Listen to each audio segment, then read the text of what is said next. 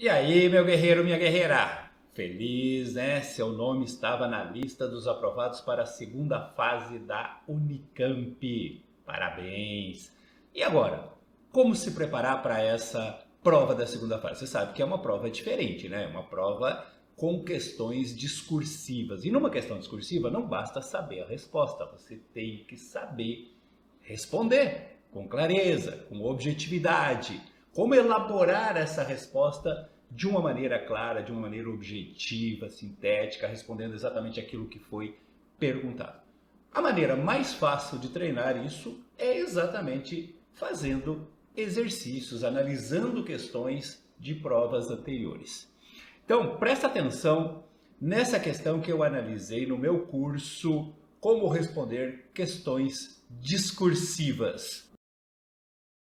Muito bem, continuando aqui com o nosso curso sobre como ler e responder questões discursivas, nós temos aqui para analisar mais uma questão recente da Unicamp. Nós temos aqui um texto, né, adaptado aí do Ney Lopes, sobre como escrever dicionários, o ato de escrever dicionários, e aí, em cima desse texto, foram feitas duas perguntas. Vamos dar uma olhada na primeira pergunta aí, letra A.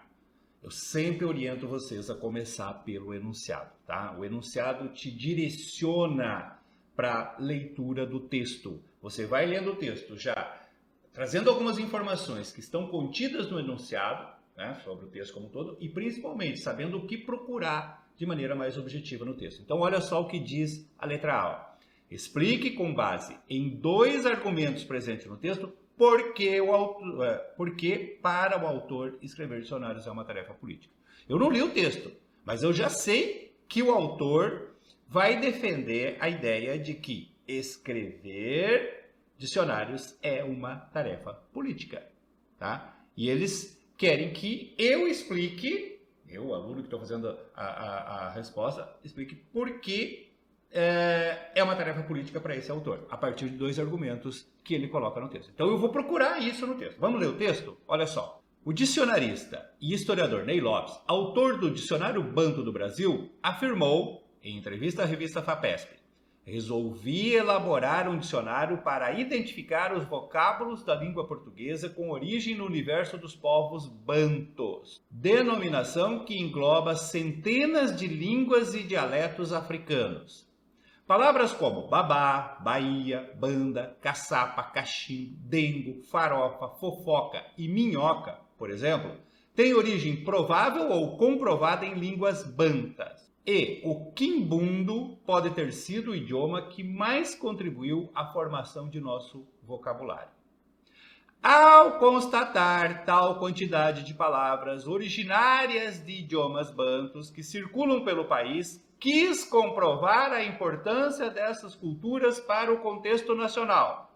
Assim, escrever dicionários para mim também é uma tarefa política.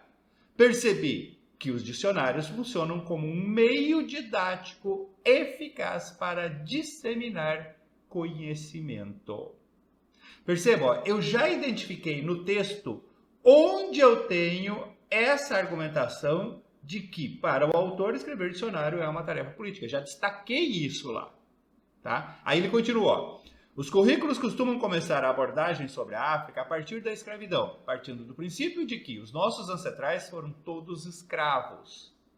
Nos ensinamentos sobre o assunto, é preciso descolonizar o pensamento brasileiro, deixando evidente como os grandes centros europeus expoliaram o continente e que, hoje, a realidade africana é fruto dessas ações do continente europeu. Muito bem, voltando para a primeira pergunta. Ó. Explique com base em dois argumentos presentes no texto por que para o autor escrever dicionários é uma tarefa política. Para o autor, né, o Ney Lopes, escrever dicionários é uma tarefa política. Quais são os dois argumentos que ele usa? Está nesse trecho que nós destacamos. E é por isso que essa resposta aqui está inadequada. Olha só, o autor entende que escrever dicionários é uma tarefa política porque permite comprovar que muitas palavras do português brasileiro têm origem no universo dos povos bantus. Isso está mais para cima, está lá no início do texto. E que o quimbundo pode ter sido o idioma que mais contribuiu para a formação do nosso vocabulário. Onde que tem uma tarefa política aí? Tá? Desde quando que comprovar que determinadas palavras do português brasileiro têm origem nos povos bantos é uma tarefa política? Um exemplo de resposta adequada, utilizando, né, o momento em que ele faz essa afirmação, para mim, escrever dicionário também é uma tarefa política, seria isso aqui, ó. Olha só. O autor defende que escrever dicionário é uma tarefa política. É importante sempre começar com esse enunciado, tá? Utilizando a pergunta no início da sua resposta. Isso organiza a sua resposta. Então, o autor defende que escrever dicionários é uma tarefa política porque, por meio dela, é possível comprovar a importância das culturas dos povos bantus para a formação da cultura brasileira. É o primeiro argumento. E que dicionários são um meio didático eficaz de disseminar conhecimento. É o segundo argumento. E isso sim é uma tarefa política, né? Comprovar a importância da cultura do povo banto, né? Na formação da cultura brasileira e também disseminar conhecimento. Isso é tarefa política na concepção do autor. Sua resposta não precisava estar exatamente assim, mas tinha que ter esses dois argumentos aí. Vamos dar uma olhada na letra B? Olha só. Que crítica o autor faz aos currículos escolares e que abordagem propõe para o assunto? Olha só como é importante entender o enunciado. Ó. Que crítica o autor faz às coisas? Ou seja, há uma afirmação por trás dessa pergunta. O autor faz uma crítica aos currículos escolares. Tá? Qual é essa crítica? Primeira parte da pergunta. Segunda, que abordagem ele propõe para esse assunto? São duas coisas diferentes. Ele critica e propõe uma nova abordagem. E eu tenho que identificar isso. E isso está nesse trecho que eu destaquei para vocês aqui, ó, no final. Tá? Quando ele diz, os currículos costumam começar a abordagem sobre a África a partir da escravidão. Partindo do princípio que nossos ancestrais foram todos escravos. Nos ensinamentos sobre o assunto é preciso descolonizar o pensamento brasileiro, deixando evidente como os grandes centros europeus espoliaram o continente. E que, hoje, a realidade africana é fruto dessas ações. Aqui tem a crítica que ele faz aos currículos escolares e também a abordagem que ele propõe. Olha o problema dessa resposta inadequada. Ó. O autor critica a visão colonialista que os currículos escolares divulgam, partindo do princípio de que os nossos ancestrais foram todos escravos. Está parcialmente respondido a primeira parte da pergunta. Que crítica? Tá? Porque a crítica também é o fato de que começa a se estudar a partir da colonização. Quer dizer, não se observa que a África existia antes da colonização, antes dos europeus começarem a colonização, né? O uso, né, dos africanos como mão de obra escrava aí, tá? Mas aí tem um outro problema também. Cadê a segunda parte? Qual a abordagem que ele propõe? Resposta incompleta. Vamos dar uma olhada numa resposta, no modelo de resposta adequado? Olha só.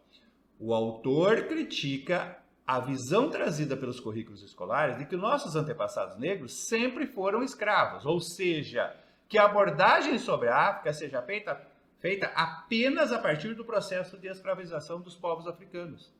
Quer dizer, eles têm uma cultura anterior, eles têm uma história anterior, que geralmente não é abordada. E aí a segunda parte da pergunta, ó. Ele propõe ainda uma abordagem que explicite que a realidade africana de hoje é fruto da exploração colonialista feita pelas nações europeias. Aí você respondeu as duas partes da pergunta com base no que está no texto. Está em dúvida, né? Tem a sua resposta, não sabe se ela está correta, se ela está aceita ou não? Afinal de contas, esse é o objetivo do curso. Pega a sua resposta, Ctrl+C e cola lá no Fale com o Professor, Ctrl+V, manda para mim, eu vou analisar a sua resposta e vou te dar um parecer sobre ela. Talvez ela não esteja totalmente errada como você está pensando. O objetivo desse curso é exatamente esse, tá? Essa orientação individual para cada aluno aí. Beleza? Vejo você na próxima aula. Um abraço!